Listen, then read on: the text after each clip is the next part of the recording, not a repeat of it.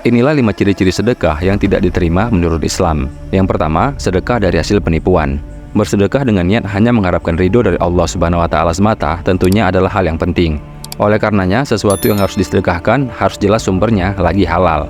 Apabila dari awal niatnya sudah buruk, maka Allah tidak akan menerima amalan sedekah tersebut. Hal ini dikuatkan dalam hadis berikut ini. Abdullah ibnu Umar menjawab, Allah tidak menerima sholat atau doa tanpa bersuci dan tidak menerima sedekah dari hasil penipuan atau hasil yang tidak halal. Hadis riwayat Muslim. Yang kedua, sedekah yang diungkit-ungkit.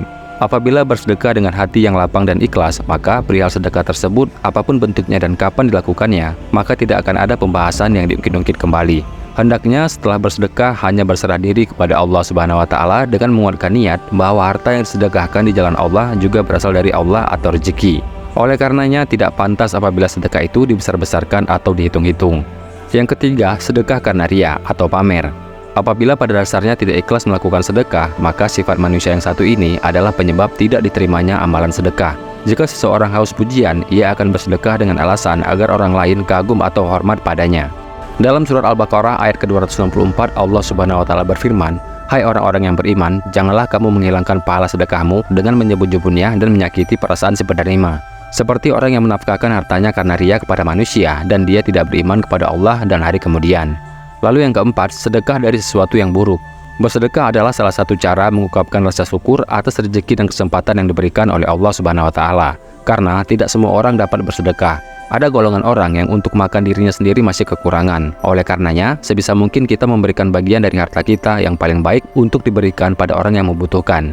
Ini juga merupakan cara Allah untuk membuat iklim kondisi sosial yang adil di dunia.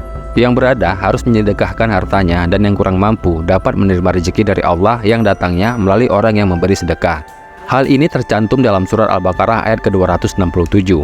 Hai orang-orang yang beriman, nafkahkanlah di jalan Allah sebagian dari hasil usahamu yang baik-baik dan sebagian dari apa yang kami keluarkan dari bumi untuk kamu.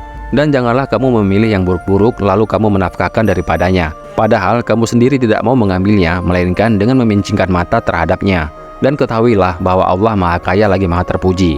Yang kelima, sedekah orang kafir atau sedekah karena terpaksa. Dalam surat At-Taubah ayat ke-54 dijelaskan bahwa apabila seseorang mengingkari Allah dan didasari dengan niat yang tidak ikhlas, maka sedekah itu tidak diterima.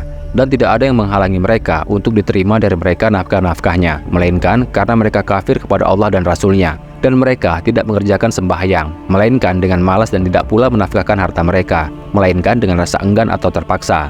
Demikianlah penjelasan dari 5 ciri-ciri sedekah yang tidak diterima oleh Allah Subhanahu wa Ta'ala. Semoga dapat menjadi pelajaran berharga bagi kita semuanya.